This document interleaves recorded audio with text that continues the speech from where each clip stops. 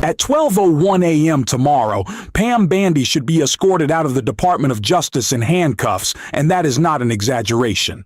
It's a direct response to what we've now learned about her role in covering up the Epstein files. This cover-up is no longer subtle. It's public, blatant, and carried out with open contempt for the law and for the American people. They are openly defying accountability and acting as though they're untouchable. In doing so, Pam Bondi has now directly implicated Donald Trump in these crimes that will have consequences, and at least one Democrat is making sure of that. We're going to break down all of it in this latest Breaking Epstein update. But before we do, please take a moment to like this video, and if you haven't already and enjoy the channel, hit that subscribe button. It goes a long way in supporting our work. Before we get into Bondi's latest criminal actions surrounding the Epstein files and why real accountability is now on the table, we need to start with new reporting from the New York Times, which Ari Melber breaks down right here. Then there's the new explosive report I mentioned from the Times, which probes Trump's relationship with Epstein, a, quote, best friend, and how they bonded over the pursuit of women. This new account draws on receipts and evidence from that era, just as Trump's birthday card for Epstein, which referenced secrets and women, was contemporaneous. It's credible evidence from at the time, which is part of why that birthday card story was a big deal. Trump's suing the Journal over that reporting, and they're pushing back and saying they expect to be vindicated in court. Well, I mentioned that evidence, which matters, because today's new article has more evidence, like handwritten notes from all the way back to 1994 kept by Epstein's assistant, which the Times corroborated. The assistant noting at the time Trump was a regular presence in Epstein's life. Another employee noting the two talked at least 3 times a week in that period of their friendship of the mid and late 90s. That's a lot of contact. It adds to the questions about Trump's contradictions and secrecy about what he knew and when he knew it, with all this information coming out. Interviews and public records have reinforced how the two men socialized. Some of that, of course, was known well before this article. The assistant indicating Trump seemed to enjoy regaling Epstein with tales of his sexual exploits. Epstein seemed to delight in how uncomfortable it made his assistant to overhear them or have to hear them if that was part of the job.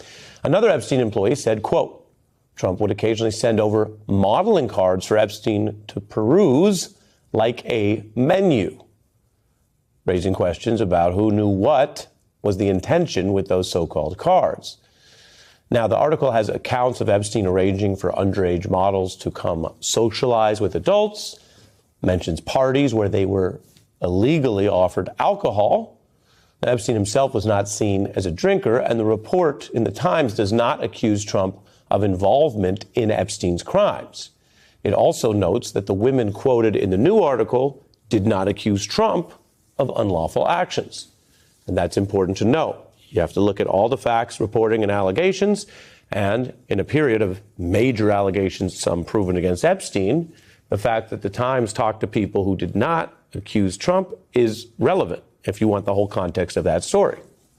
That is the reporting that refers to some of the women, as well as perhaps underage women that were in Epstein's circle or recruited for it at the time.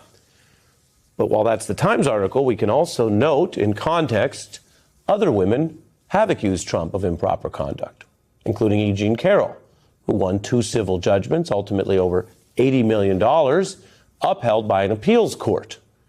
I can tell you the United States Supreme Court is currently considering whether to hear that appeal, which would be Trump's last chance to potentially change or interfere with it.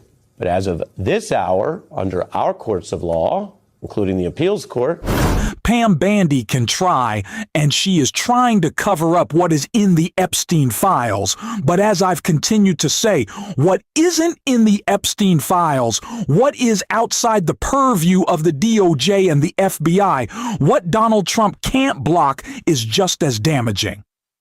More photos, more stories, more personal testimony will continue to come out that links Donald Trump and all of his associates, people who fill his cabinet, fill his White House, were his friends. Those stories will continue to come out. Donald Trump needs you to believe this narrative that he just bumped into Epstein while he was in Palm Beach. And that's what happened to so many people. They had a dinner. Maybe there was a photo.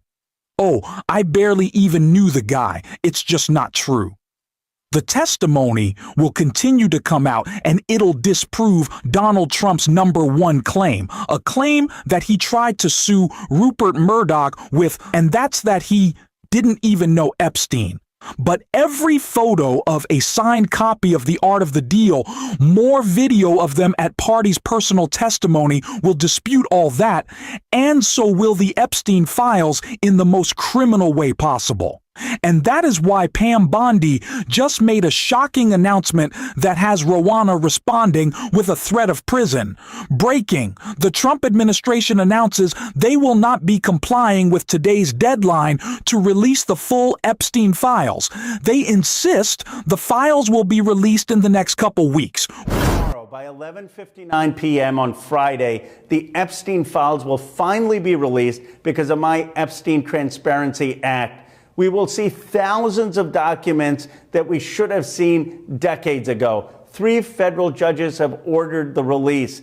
As I'm speaking, dozens of lawyers on the national security team at the Department of Justice are preparing the documents for release. Let me be very clear. We need a full release. Anyone who tampers with these documents or conceals documents or engages in excessive redaction will be prosecuted because of obstruction of justice. We will prosecute individuals regardless of whether they're the Attorney General or a career or political appointee. We need full transparency and justice for the survivors. Tomorrow, finally, rich and powerful men who raped underage girls or who covered up for this abuse will be held accountable. The Epstein class needs to go. We're right back to the familiar excuse, 2 more weeks on the Epstein files. And that's exactly why Ro Khanna immediately pushed back, making it clear that this delay is unacceptable and illegal. There is no grace period. There is no need for more time. Pam Bondi isn't a procrastinating college student. She's the Attorney General. She said the files were already on her desk. She's had months, not weeks. What's happening now isn't incompetence, it's a crime. This is an illegal cover-up, plain and simple. This is the posture every Democrat should take, not strongly worded letters, not hand-wringing condemnations, real accountability, subpoenas, seizing emails, preserving documents. If laws are being broken, consequences must follow.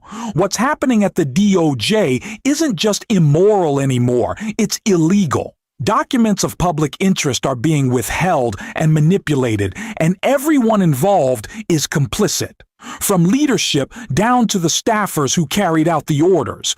We cannot accept a future where a Democratic president comes in and says we all just need to move on and heal. That's how accountability dies. You don't heal by ignoring corruption. You remove it. You clean it out. And that starts with Pam Bondi, jail time, prosecution, real consequences. If there are redactions to be made, explain them. Release the files in stages, but they won't do that. Because they know once the truth comes out, accountability follows.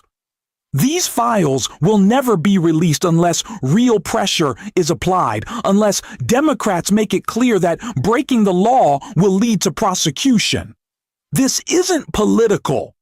The Epstein files were politicized the moment Trump used them as leverage and then buried them. This is about the rule of law. People want accountability. They want to see corruption punished, not excused. We can't keep pretending that enforcing the law is somehow partisan. If we ever want to move forward as a country, it starts here, with consequences. That's what we're calling for on this show. Thanks for watching this video, and if you stuck around at the end, you can drop the blue heart in the comments, and until next time, I will see you soon.